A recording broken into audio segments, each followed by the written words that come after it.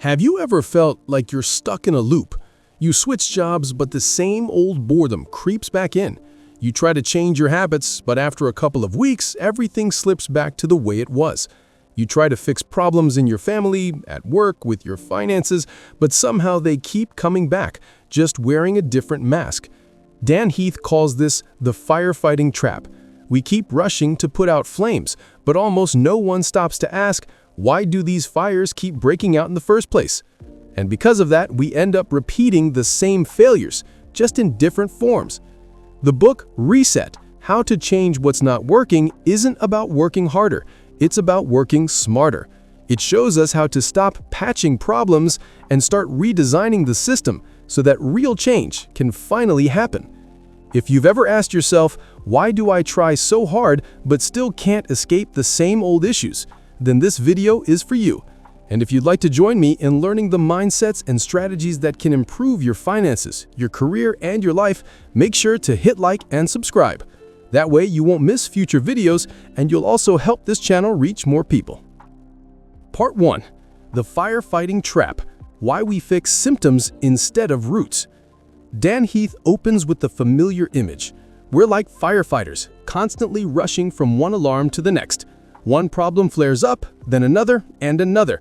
In this endless cycle, most of us believe we're working hard, staying busy, even being productive. But in reality, we're stuck in the same exhausting game, putting out fires without ever finding what's causing them. He calls this the firefighting trap. It's what happens when we focus too much on solving the immediate crisis without asking the deeper question, what created this problem in the first place? Take a look at everyday life.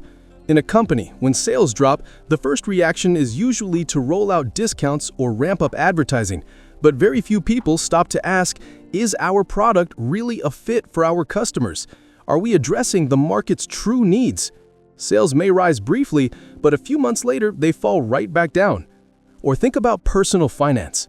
The average American who falls into credit card debt often responds by making minimum payments or taking out another loan to cover the old one. That eases the pain for the moment, but the root problem, spending more than they earn, remains. The result? The debt spiral tightens, just under a different bank's name. We fall into this trap because firefighting gives us the instant rush of I did something. When you put out a fire, when you make a payment, when you handle a crisis at work, your brain rewards you with a sense of accomplishment. But it's only a temporary painkiller. The root cause is still there, waiting to erupt again, often stronger than before. Dan Heath makes a crucial point. Most organizations, businesses, and even individuals stay trapped in this loop because they lack the time or courage for long-term thinking. The pressure of short-term results from bosses, customers, bills pushes us to patch problems instead of redesigning the system. If you look back at your own life, you'll probably see many firefighting traps too. A relationship that breaks down again and again. You apologize, make up, but the same arguments return. Declining health. You take more painkillers instead of changing your lifestyle. A stressful job. You just push through until the weekend, then come back to the same cycle of burnout. The danger of the firefighting trap is this. It makes us believe we're making progress, when in fact we're only repeating ourselves. And unless we wake up, an entire lifetime can slip away in putting out fires without ever asking the most important question. How can I stop the fire from breaking out in the first place? Part 2. Redesigning the system. People respond to their environment. One of Dan Heath's core ideas is this. People don't act in a vacuum. We react to our environment, to the signals the system sends us. That means lasting behavior change doesn't come from scolding, motivating, or lecturing people. It comes from redesigning the system itself. Take health as an example. In the US, obesity has long been one of the biggest public health issues. For years, the government, doctors, even media campaigns have told people to eat healthier and exercise more. But those messages have little impact because the surrounding system pushes them in the opposite direction. In the supermarket, candy and snacks are placed right at the checkout, where impulse is strongest. At work, fast food is the quickest, cheapest option, available on nearly every corner. On TV, hundreds of ads for soda and pizza flash across the screen. No wonder the average American finds it hard to resist. The environment is designed for them to fail. Heath argues, instead of telling people to be stronger, we should redesign the environment. For example, when schools replaced soda with water and low-sugar milk in cafeterias, the rate of sugary drink consumption dropped dramatically. Or when some Silicon Valley companies placed fruits and vegetables at the start of the cafeteria line while pizza and burgers were pushed to the back, employees naturally made healthier choices. Behavior changed not because people suddenly had more willpower, but because the environment nudged them in the right direction. This principle doesn't just apply to health, it applies to personal finance too. Americans are often criticized for not saving enough. But look at the system. When you get your paycheck, the default is that 100% goes into your checking account, where it's easiest to spend. To save, you have to make a manual transfer, which requires effort and willpower. But when companies introduced automatic paycheck deductions into 401k retirement accounts, savings rates skyrocketed. Not because employees suddenly transformed, but because the system made saving the default. Another example comes from traffic safety. In many U.S. cities, accidents happen frequently because of speeding. When police officers stand on the road handing out tickets, crashes drop temporarily but soon spike again. That's firefighting. But when cities installed speed bumps in front of schools and hospitals, accident rates fell for the long term. Why? Because the system forced behavior change. Dan Heath's message is clear. If you want a different result, don't just try to change people, change their environment. Humans are easily influenced, easily carried by the current. If the current is designed well, we'll flow in the right direction almost automatically. Now, take a look at yourself. If you're constantly exhausted in the mornings, maybe it's not because you're weak, but because you keep your phone by your bed, making it far too easy to scroll until 1 or 2 a.m. If you find yourself spending recklessly, it may not be that you lack discipline, but that you're bombarded daily with hundreds of personalized ads, making shopping just one click away. We can't keep blaming people, because people, by nature, act according to their environment. And if we want real change, the answer isn't scolding, it's redesigning the system around them. Part 3. The art of prevention. Stop problems at the start, instead of fixing them later. Dan Heath makes a powerful point. Prevention is always cheaper, more effective, and more humane than firefighting. The problem is, most of us invest in the opposite, pouring mountains of money, time, and effort into cleaning up after disasters instead of investing up front to keep them from happening in the first place. Take American healthcare as an example. Every year, millions of ER visits are linked to heart disease, diabetes, or obesity. Treating these conditions costs hundreds of billions of dollars annually, yet much of it could be prevented with healthier diets, regular exercise, and routine checkups. A single heart surgery can cost over $100,000, while a community program promoting healthy eating costs only a fraction of that. The issue is, society rarely acts until the crisis has already exploded. Heath calls this the fire trap. When the house is burning, everyone rushes to put out the flames, but few are willing to invest in checking the wiring, replacing old cables, or installing smoke alarms, the very things that could have prevented the fire in the first place. Another example, crime in American neighborhoods. City governments often focus on arrests, heavier policing, or cracking down on gangs after crime spikes. But research shows that investing in after-school programs, community playgrounds, and support for single parents has a far greater impact on reducing crime. Why? Because those programs prevent kids from turning to crime in the first place instead of patching up the damage after it's done.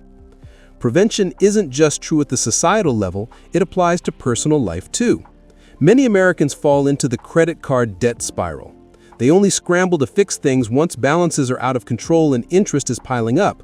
But if from the start they set clear spending rules and automatically funneled a portion of income into savings, the debt spiral never would have formed. As Warren Buffett once said, a snowball can turn into a giant snowball if it rolls in the right direction early. What holds people back from prevention, Heath explains, is human psychology.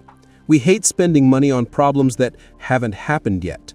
Americans will easily drop $500 to fix a car after it breaks down, but hesitate to spend $50 on regular maintenance. Companies will spend millions managing a PR crisis, but balk at spending a few thousand on a content review team. We're wired to focus on the present while discounting future risks. Heath points out that successful systems are built with prevention baked in. For instance, U.S. aviation is one of the safest industries in the world, not because accidents never happen, but because every small incident triggers a full review. Processes are updated so the same mistake never repeats. The cost of prevention is small, but the payoff is massive. And on a personal level, the lesson is just as close to home. Spending a few hours on the weekend to plan your finances, track expenses, and build an emergency fund can save you months of anxiety if you suddenly lose your job. Spending 30 minutes a day exercising can save you decades of battling chronic illness. Heath asked the question directly: do you want to invest in prevention now or pay 10 times the price for the consequences later? That's the art of prevention, stopping problems at the start instead of patching them up at the end. Part 4. Reset in Work and Personal Life. Dan Heath emphasizes something important. Reset isn't just for large organizations or complex systems. It's a survival skill for each of us as individuals. Many Americans are stuck in a familiar loop: work overload, stress piling up, then blowing off steam with shopping, binge-watching Netflix, or scrolling TikTok for hours. But soon the loop restarts. Work is still stressful, the bank account keeps shrinking, and the sense of being stuck doesn't go away. The problem is they're treating the symptoms, not the cause. Reset at a personal level means pausing, reflecting, and redesigning how you operate. Take work, for example.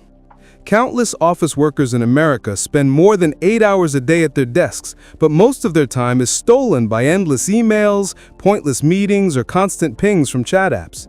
They try working late to catch up, but the harder they push, the more burnt out they feel. Instead of firefighting, Heath suggests a reset. Redesign the work environment.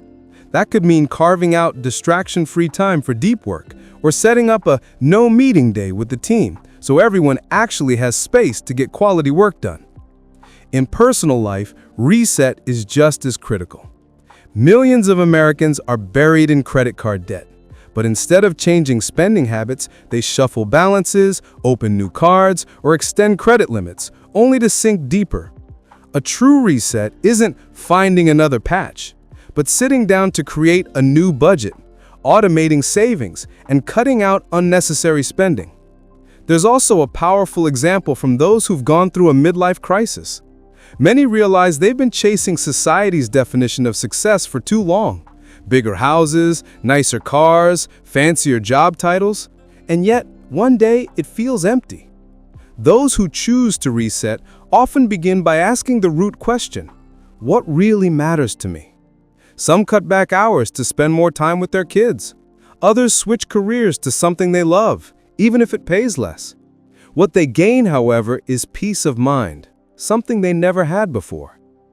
Heath stresses reset doesn't mean scrapping everything and starting over from zero.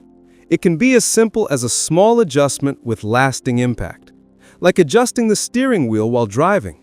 If you ignore a tiny drift, you'll end up miles off course. But if you catch it early and reset, you'll stay on track. Research on happiness in the US shows the same truth. People who regularly reset their habits by fixing their sleep schedule, making family dinners a routine instead of eating in front of a screen, or swapping 30 minutes of social media for a walk outside report much higher life satisfaction. The question Heath leaves us with is this: are you living by habit or by choice? Are you letting life sweep you along, or are you willing to hit reset and design it the way you want? In the end, reset doesn't just mean improving life. It's about taking back control of it. Part 5. The biggest lesson. Change the structure to change the trajectory. Dan Heath emphasizes this point. Real change doesn't come from doubling down on effort within an old system. It only happens when we change the structure of that system. Otherwise, every improvement is just patchwork. Take this example. An American company wants to improve employee health. The typical response is to send motivational emails, hand out gym coupons, or host wellness workshops. But Heath points out that these measures rarely create lasting results. Why? Because the structure stays the same. Employees are still glued to their desks for 8 hours, still surrounded by conference rooms stacked with pastries and soda, still crushed by deadlines that leave no time for exercise. To drive real change, the company must redesign its work structure, build offices with walkable spaces, implement stand-up meetings to reduce sitting, or simply allow short movement breaks during the day. When the structure changes, behavior follows. The same applies at the societal level.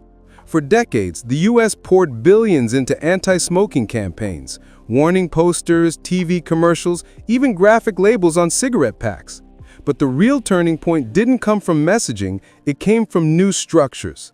Significantly raising cigarette taxes, banning smoking in public spaces, and restricting tobacco advertising.